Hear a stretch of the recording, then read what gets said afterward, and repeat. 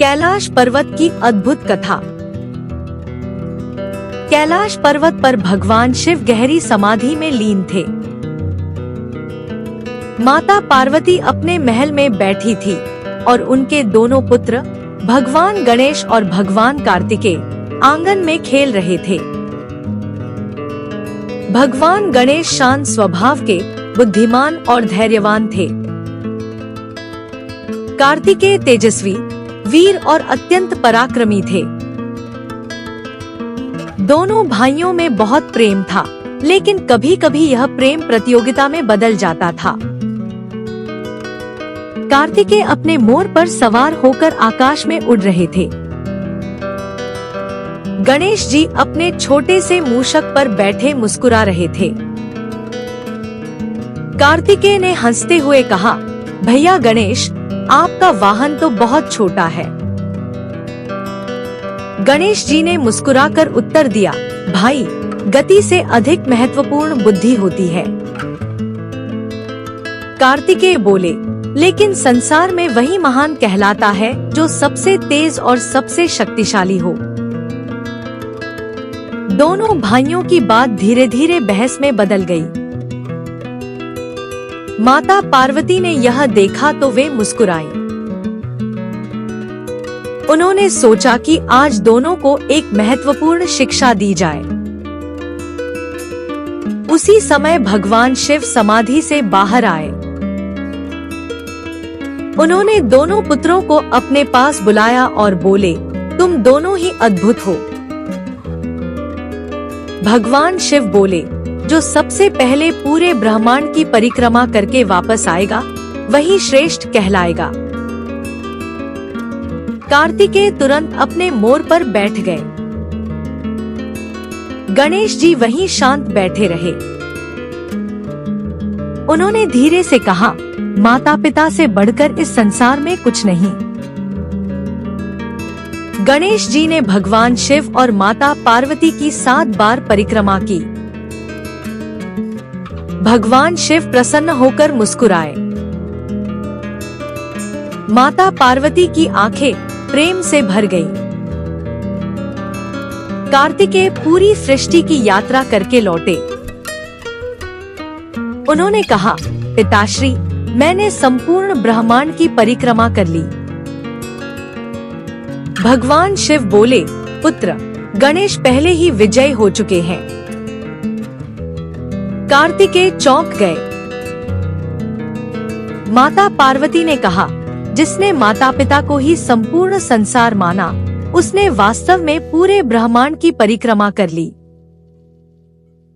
कार्तिकेय कुछ क्षण शांत रहे। धीरे धीरे उन्हें अपनी भूल समझ आई।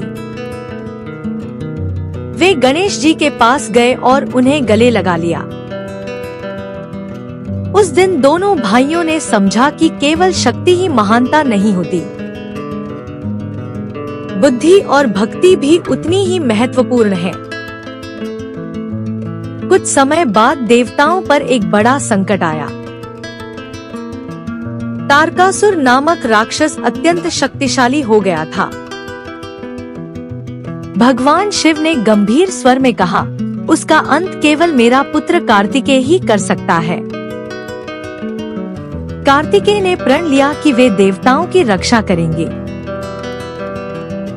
माता पार्वती ने पुत्र को आशीर्वाद दिया। कार्तिकेय अपने विशाल सेना के साथ युद्ध भूमि की ओर निकल पड़े। युद्ध आरंभ हुआ। कार्तिकेय ने अद्भुत पराक्रम दिखाया। अंत में कार्तिकेय ने अपने दिव्य अस्त्र से तारकासुर का वध कर दिया। भगवान शिव ने देवताओं से कहा, कार्तिकेय ही तारकासुर का वध कर सकता है। कार्तिकेय ने अपने मोर पर सवार होकर युद्ध भूमि की ओर प्रस्थान किया। तारकासुर ने कार्तिकेय को देखा और हंस पड़ा, एक बालक मुझसे लड़ेगा। कार्तिकेय ने अपने दिव्य अस्त्र से तारकासुर पर हमला किया। देवताओं ने कार्तिकेय की विजय का जश्न मनाया। कार्तिकेय ने अपने पिता भगवान शिव से पूछा, संसार में सबसे कठिन साधना कौन सी है? भगवान शिव ने कहा, अपने मन को जीतना सबसे कठिन है। कार्तिकेय ने तपस्या करने का निर्णय लिया। गणेश जी ने कैलाश पर माता पार्वती की सेवा की। माता पार्वती ने कहा, दोनों पुत्र अलग अलग मार्ग पर चल रहे हैं। भगवान शिव ने कहा, यही जीवन का सत्य है। कार्तिकेय ने तपस्या पूरी की और लौट आए। गणेश जी ने कार्तिकेय को देखा और मुस्कुराए। भगवान शिव ने दोनों पुत्रों को अपने पास बैठाया। भगवान शिव ने कहा, तुम दोनों संसार को दो महान शिक्षाएं देते हो। माता पार्वती ने दोनों पुत्रों को गले लगा लिया। कैलाश पर्वत पर दिव्य संगीत गूंज उठा। हिमालय चमकने लगा। देवता आनंद में डूब गए। आकाश से एक दिव्य आवाज आई, जहां परिवार में प्रेम, सम्मान और एकता होती है, वहीं सच्चा कैलाश बसता है। भगवान गणेश बुद्धि और शुभारंभ के देवता कहलाए। भगवान कार्तिकेय वीरता और विजय के देवता कहलाए।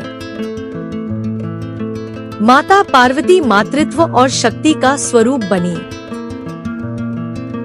भगवान शिव संसार को संतुलन, त्याग और ज्ञान का मार्ग दिखाते रहे। जो भी इस कथा को श्रद्धा से सुनता है, उसके जीवन में परिवार का प्रेम, बुद्धि, साहस और भगवान शिव पार्वती की कृपा सदैव बनी रहती है।